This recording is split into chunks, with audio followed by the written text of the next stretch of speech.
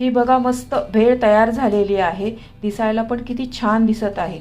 चवीला एक नंबर लागते। नमस्कार, मी कविता, कविताच टेस्टी फूडमध्ये सर्व खवय्यांचे पुन्हा एकदा स्वागत करते। आज आपण बाहेरच्या भेळवाल्याकडे जशी भेळ मिळते तशी सुकी भेळ घरच्या घरी कशी करायची ते पाहणार आहोत। रेसिपी नेहमीप्रमाणे खूप साधी आणि सोपी आहे। चवीला ही भेळ एक नंबर लागते आणि बनवायलाही खूप सोपी आहे।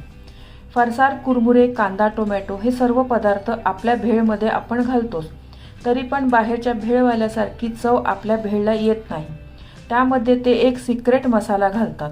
तोच मसाला कसा बनवायचा तेही या रेसिपीमध्ये मी सांगितलेले आहे।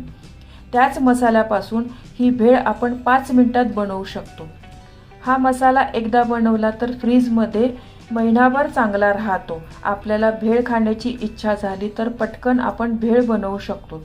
चला तर वेळ न घालवता पटकन ही सुकी भेळ कशी करायची ते पाहूया। तुम्ही या चॅनलला अजून सबस्क्राइब केले नसेल तर जरूर सबस्क्राइब करा, ते निशुल्क आहे। यासाठी लागणारे साहित्य इथं मी चुरमुरे घेतलेले आहे। हे चुरमुरे बघा भेळसाठी ना हे वेगळे चुरमुरे असतात। चुरमुरेवाल्याकडे मिळतात बघा, चणे फुटाणेवाले असतात ना त्यांच्याकडे। तुमच्याकडे जर हे नसेल ना तर तुम्ही नॉर्मल चुरमुरे घेतले तरी चालेल। हे पहा, मी हे चुरमुरे ना आपल्या भेळसाठी वापरलेले आहे। याची ना भेळ खूप छान लागते चवीला। फरसाण, बारीक शेव, कांदा, ही तळलेली चणा डाळ आहे, मसाला डाळ म्हणतात त्याला, चणे, कोथिंबीर, टोमॅटो, भाजलेले शेंगदाणे, पुरी आहे, शेवपुरीच्या पुऱ्या आहे आणि मीठ। आता आपण चटणी कशी करायची ते पाहूया। यासाठी लागणारे साहित्य मी ते 1 वाटी फुटाणे घेतलेले आहे, 1 मुठभर कोथिंबीर घेतलेली आहे, 15 ते 20 पुदिन्याची पानं घेतलेली आहे आणि थोडासा कढीपत्ता घेतलेला आहे। हिरवी मिरची 7 ते 8 हिरवी मिरची घेतली आहे। ही माझी फिक्की हिरवी मिरची आहे ना, त्याच्यामुळे मी 2 तिखट घेतलेली आहे याच्यामध्ये। ही जास्त तिखट नाही आहे ही वाली। आल्याचे 2 तुकडे घेतलेले आहे, काळं मीठ, भाजलेल्या जिऱ्याची पूड, साधं मीठ, चाट मसाला आणि मिरी पावडर। तुम्ही अजून या चॅनलला सबस्क्राइब केले नसेल तर सबस्क्राइब बटनला क्लिक करा आणि बेल आयकॉनला प्रेस करायला विसरू नका, जेणेकरून नवीन रेसिपीचे नोटिफिकेशन तुम्हाला येतील। हे तिन्ही पण सर्व साहित्य आहे ना आपलं, कोथिंबीर, पुदिना आणि कढीपत्ता मी स्वच्छ धुवून आणि सुकवून घेतलेला आहे। याच्यामध्ये ना पाण्याचा एक पण अंश नाही आहे। जर तुम्ही पाण्याचा राहिला ना तर मग चटणी आपली खराब होणार, टिकणार नाही। चला तर मिक्सर मध्ये आपण आता बारीक करूया। आधी मी कोथिंबीर घालते, आता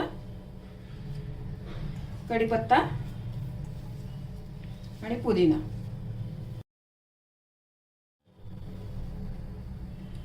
फुटाणे टाकते मी आता। तुमच्याकडे जर फुटाणे नसेल ना तर तुम्ही ते आपण चिवड्यात डाळ्या घालतो ना, त्या डाळ्या घेतल्या तरी चालेल, त्याची पण छान लागते ही चटणी। आलं, हे मिरचीचे ना छोटे छोटे तुकडे करून घेतलेले आहे मी। जिरेची पूड, मिरी, काळं मीठ, चाट मसाला, साधे मीठ। आता आपण मिक्सर मध्ये ना याची चटणी बारीक करून घेऊया। हे पहा, आपली चटणी छान बारीक करून झालेली आहे। मस्त चटणी झाली आहे बघा। रंग तर काय सुरेख आला आहे चटणीचा। एकदम बारीक पण नाही केलेली आहे, थोडीशी जाडसरच ठेवलेली आहे। सुक्या भेळमध्ये ना ही चटणी इतकी सुंदर लागते ना, बाहेरचे लोक ही चटणी वापरून करतात भेळ, सुकी भेळ, म्हणून आपल्याला त्यांची बाहेरची भेळ आवडते बघा। चला तर आपण आता भेळ करूया। त्यासाठी मी कांदा घेतलेला आहे, 1 कांदा, फरसाण, टोमॅटो, 1 टोमॅटो आहे, भाजलेले शेंगदाणे, चणे, ही मसाला डाळ आहे, चणा डाळ ही। हाच तो मसाला आहे जो आपण आता ना भेळसाठी, सुक्या भेळसाठी बारीक करून घेतलेला आहे। हा 3 चमचे घेतलेला आहे हा मसाला मी। याच मसाल्यामुळे ना आपली भेळ खूप छान लागते चवीला। आणि अगदी थोडंसं मीठ घालायचं आहे, कारण मसाल्यामध्ये पण आपण काळं मीठ, साधं मीठ पण घातलेलं आहे। अगदी थोडंसं घाला, जास्त घातलं तर खारट होईल। थोडीशी शेव आणि कोथिंबीर। आता आपण ना मिक्स करून घेऊया हे सर्व। अगदी सोपी आहे भेळ करायला ही। जर तुमच्याकडे मसाला जर आपण वाटून ठेवला ना फ्रीज मध्ये, तर चुरमुरे, फरसाण तर आपल्याकडे नेहमी असतंच घरामध्ये, पटकन करू शकतो। हे 5-10 मिनिटात तयार होणारी आहे भेळ आणि चवीला खूप छान लागते।